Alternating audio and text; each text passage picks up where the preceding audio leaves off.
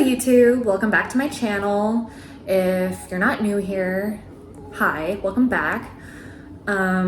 This video is going to be the fourth installment of the series I'm doing called Talking Tarot, and today we're going to be going over the Page of Swords. Last week we talked about the Page of Pentacles and how he kind of meant not only the bringer of news and earthly matters, but really speaking to that childlike energy, the inner child, the pureness and the curiosity, all of the qualities of being new to the world and how all of that affects your relationship to the world, essentially. So, taking what we already know about the page from the Page of Pentacles and applying it to the Page of Swords. We have some crossover there, but we also have some other qualities we haven't talked about that need a closer look. But to summarize what we already know, the page, represented as a child, symbolizes beginnings and youth. The swords are tied to the element of air, which carries with it notions of intellect, knowledge, and can sometimes even mean conflict or fighting. And we went over that stuff too when we talked about the elements a little bit. So taking this information with us to explore the Page of Swords a little deeper, we can tell right off the bat that the swords is representative of new beginnings to do with the mind, thought patterns, perhaps a negative connotation that there might be tension in your future, perhaps. These are just some quick attributes and assumptions that we're assigning to this card, but let's see what kind of deeper meaning we can find. So the Page of Swords is tied almost inherently to the throat chakra. The reason for this is the huge emphasis on communication in this card, whether being great at communicating, whether that needs to be something that you work on. This blue chakra, the function of overall expression and outward energy, the outward flow of energy. This page, also being a messenger of sorts, is the bringer of knowledge. It's astrologically associated to the zodiac Aquarius, sharing the third air sign placement with each other. If this page were a person, they would most certainly be a chaotic ball of energy. Think Energizer Bunny, just all over the place. But this could also attest to someone being very witty, curious, talkative, big on communication. That's their love language. They're fast moving, high alert, even a little scatterbrained because of all this. Because they're an absolute tornado.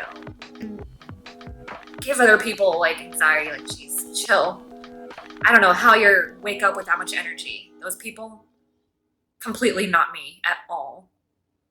I do know somebody that I'm describing exactly like this. Let me know in the comments if you know somebody who is a ball of energy, just never stops. Never stops. This person is at the same time intelligent, curious, quick with comebacks, and prizes their mental agility. So I think of someone really academic, and really that's their lifestyle. They have a love of knowledge and wisdom, and they enjoy, for fun, pursuing knowledge and wisdom. And really I'm getting dark academia vibes, dusty books, papyrus, calligraphy, quills, the whole nine, Hogwarts style, but also Dead Poet Society vibes, you know? Dark academia. So we have that on one side of the coin, but on the other side of the coin, it's like ADHD. So I guess you could say that would be the reverse meaning. But ultimately, I picture someone who likes to read and, like I said, a wealth of knowledge. Another point I kind of want to make about this card is the toxic trap of negative thinking. So this really is kind of a heavier one, but this card can be lighthearted, but it can also be really heavy. So this is kind of with the heavier meaning. It can be quite easy to fall into negative thought patterns and negative self-talk, and this can spiral for people. Like, this can turn into a cycle that's hard to get out of. Honestly, we all need cognitive therapy. That is really calling strong here and really necessary. Therapy is a very good thing, especially this card is trying to tell you, like, don't feel shame for seeking out bettering your mental health. But all that aside, like I was saying, it can be easy to fall into these negative thought patterns, and this can ultimately affect your entire perspective on the world and can quickly change you from a happy-go-lucky person into a negative person who complains all the time. And it can happen so slowly that you don't even realize that you are that person in the room. That happens to me sometimes, and I have to check myself. Oh my God, like, all I've been doing is complaining. But you don't think about it. It's just a pattern of thoughts, and you have to catch it. But it can speak to frequent overanalyzing, really overthinking things, overthinking to a really toxic point. Not just, giving it the time and thought that it needs in order for you to be well prepared enough for something. It really obsessive a little bit. Obsessive. Yeah, it's like a preoccupation almost. And it takes you out of living in the present completely. People who overthink, overanalyze tend to be very anxious. And you know what they say about anxious people? They live in the present. So the Page of Swords really needs help getting back down to earth. And being present. They really struggle with that. But like, if you live in a constant state of preparing for the worst because of your overanalyzing, overthinking, always what could be the worst situation that could possibly happen, and getting ready for it is almost kind of like a traumatic reaction, PTSD. And this is really speaking to a lot of mental health problems, and I didn't realize how kind of heavy that was in the swords, in the sword suit. But, ultimately, you trap yourself with your thought patterns, and it's about, how do I get out of that? How do I change it? Overthinking can be beneficial. It can even be life-saving to be that prepared. But if you live in a constant state, it's a state of paranoia and anxiety, and that can't be healthy. They say to expect the best, but prepare for the worst, and that really comes into play a lot here. The Page of Swords would have a bright future, and they have many opportunities ahead, but she has to work on getting her head out of the clouds and back on the ground. Like, her detachment is different than spacing out, zoning out, kind of being a space cadet like that with your head in the clouds. More so, what I kind of mean is her disconnection from reality is overanalyzing and worrying to the point of ruining the fun and the spontaneity that can come with last minute plans, or, the Page of Swords doesn't know what that's. So another kind of popular phrase that comes to mind here is, don't worry about things you can't. Because at that point, worry is a useless emotion. If you can't do anything about the problem, It's going to be a problem no matter what you feel. Whether you're happy about it or upset about it, you can't change it. So the more productive thing to do would be to drop that emotion and put that energy towards something more productive. Another area of your life that you can work on fixing. But key points here is to place that energy somewhere more productive. Because what you're doing right now is not productive. It's cyclical and it's unhealthy. So there are things you can change, and there are just things that are all these feelings that I'm speaking to are very negative and very limiting.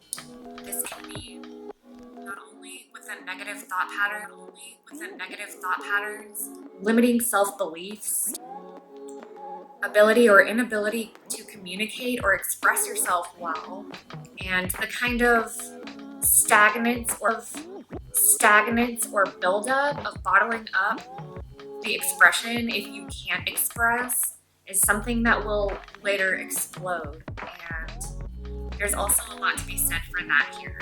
We don't want to be bottling up the expression. We want to be letting it out, letting it flow with what we know that our body needs. If we need a good cry, we better just sit down and have a good cry. We release a bunch of cortisol in our brain when we do that, ultimately. So overall, worry is not a productive feeling. You've come to that conclusion. It can be very limiting.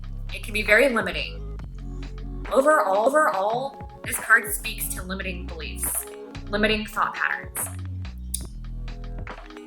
But also like a love of knowledge, and speaking on a more positive note with this card, cherishing education, higher education, self-improvement, romanticizing academia, and just really wanting to absorb as much as you can, being in that state of you're a child right now. So you are that sponge that hasn't absorbed anything yet, but your desperate desire is to seek and soak up as much as you can. It's that thirst for knowledge, it's that hunger for experience and growth that ultimately the swords in the page kind of speaks to, especially in the Page of Swords. So, taking all this information into a reading,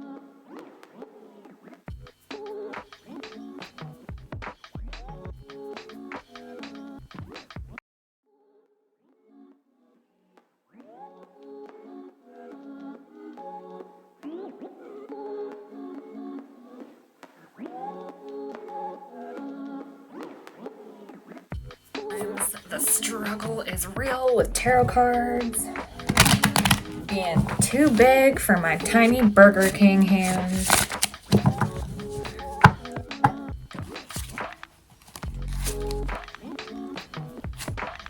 I love this depiction of the Page of Swords, the Sword Swallower. So freaky. That's right up my alley. So, I'm gonna do what I did last time, where I'm gonna stick her in the middle.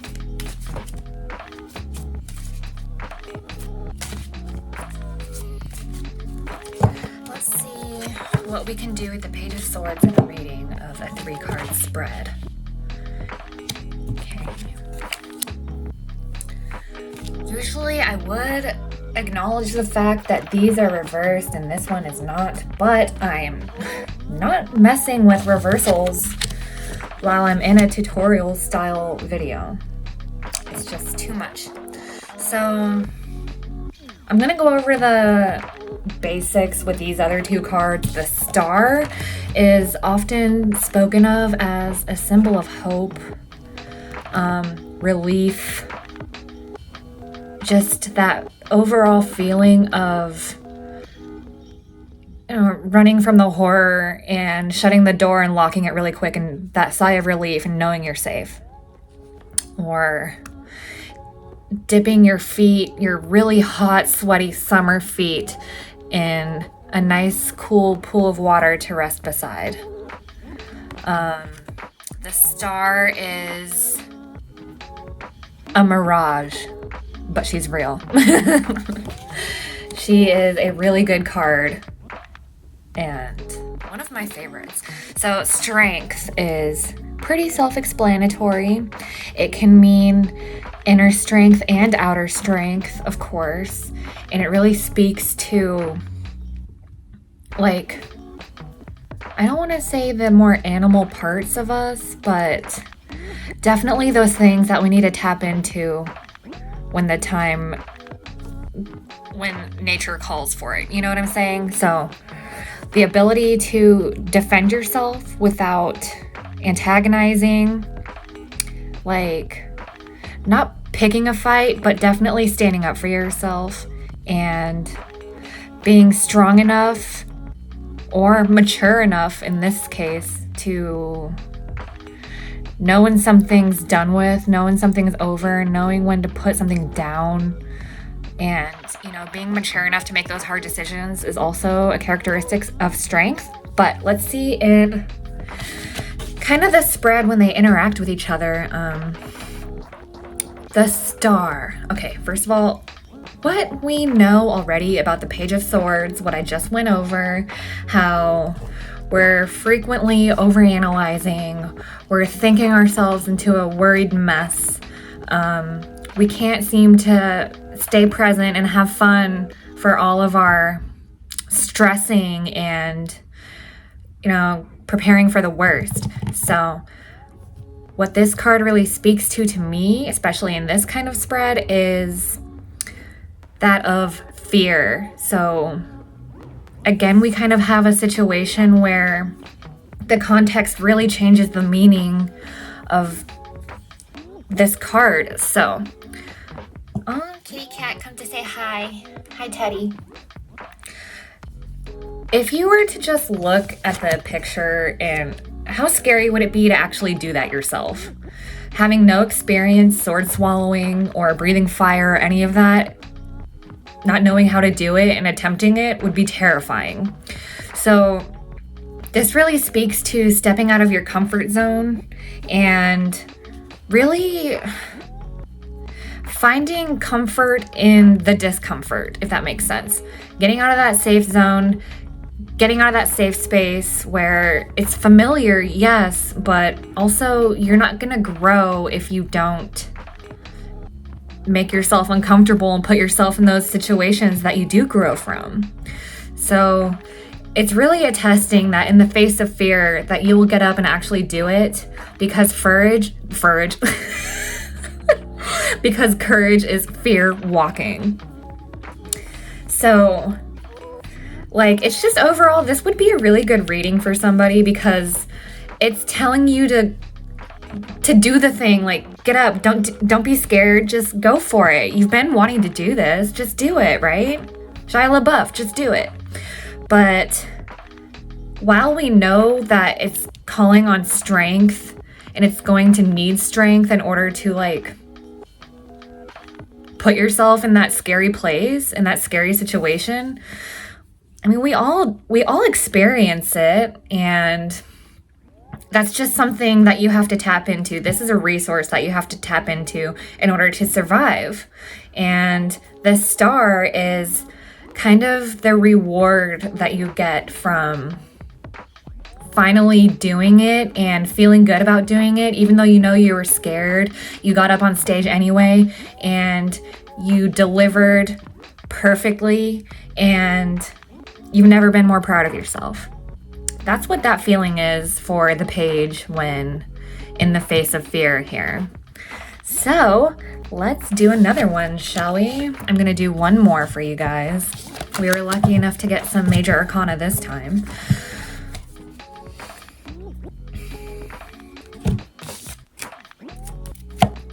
Okay. Just the way I have to manhandle these, just not graceful whatsoever. Okay. God.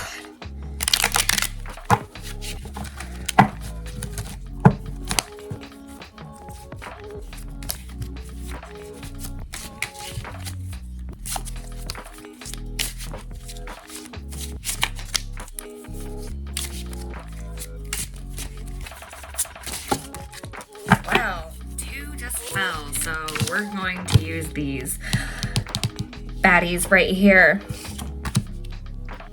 So we have all swords actually, which is very interesting. That's really cool. So to me, the Four of Swords is chronologically, it follows up the Three of Swords, of course, but that card, the Three of Swords, is something of very much heartbreak and sadness, and just really, you're going through it. You're going through it and experiencing a lot of pain and heartbreak, and this card is the kind of like, you've cried yourself to sleep, now like lay down your arms, stop fighting and just surrender. Like we've grieved, if you will, and now is that time to rest after that nasty, ugly cry that we just had, makeup running all down our face, snot everywhere, soaking wet pillowcase. That's this card. So it's just something that reinstates the kind of like, you're valid in your feelings. You need to feel this right now. The ultimate, you need to express that sadness, that deep, deep sadness needs to come out of you. And we unleash it, we release it in the page here. And the Queen of Swords is this is all you, I feel like, and this is you at one point, this is also you, and this is you picking up the pieces,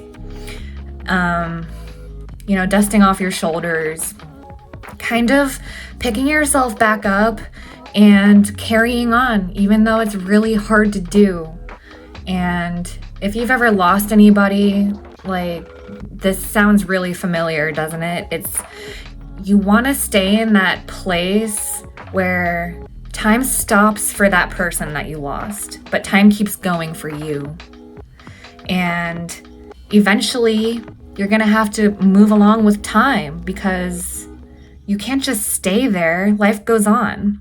So this really speaks to you growing from this experience and picking up the pieces and kind of just trying to get back to it, if that makes sense.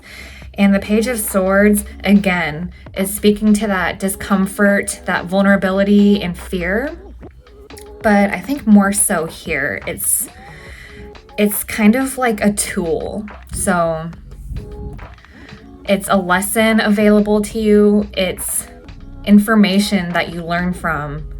And like, it's just underlining the fact that this is an experience that you learn from, and then this is a look at your future self after you've learned from the experience. And the Queen does follow the page chronologically, and does symbolize for every suit the fact that you've grown and you're experienced and you're kind of well versed at whatever it is you do. So that's her. You have made it out. You have made it out alive, but not just that, you've made it out better. You've had an extreme glow up, revenge body. Think along those lines a little bit. And you are just slaying now, girl. But ultimately, if you didn't have this experience, I don't think you would be this girl right here. You wouldn't be her without this. So keep that in mind. And this is speaking to the journey that becoming this is, and the entire growing experience there. And growing is uncomfortable, and we're really feeling that here with the Page of Swords. But it's also kind of something that I like to think really Buddhist about, in the way of kind of saying that, life is suffering, and we have good moments and we have bad moments, but if we maintain the same plateau that we have when we're not suffering, that when we do suffer and when we do feel elated and happy, we're not all over the place like a freaking bell graph or something. you're able to cope because you know that life is pain. And once you're comfortable with that pain and familiar with it and accepting of it, then it's not to say it lessens the pain at all. It just makes the passing and the ebb and flow of life with its roller coaster of emotions a little bit more stable, if that makes sense. So I really don't think that made any fucking sense. I am struggling to express myself eloquently, you know, and that's a really... I'm feeling really Page of Swords today, guys. I'm having a hard time expressing myself because I have so much I want to say, but I can't say it all at once. And then while I'm talking, I'm losing my train of thought. Does that ever happen to you?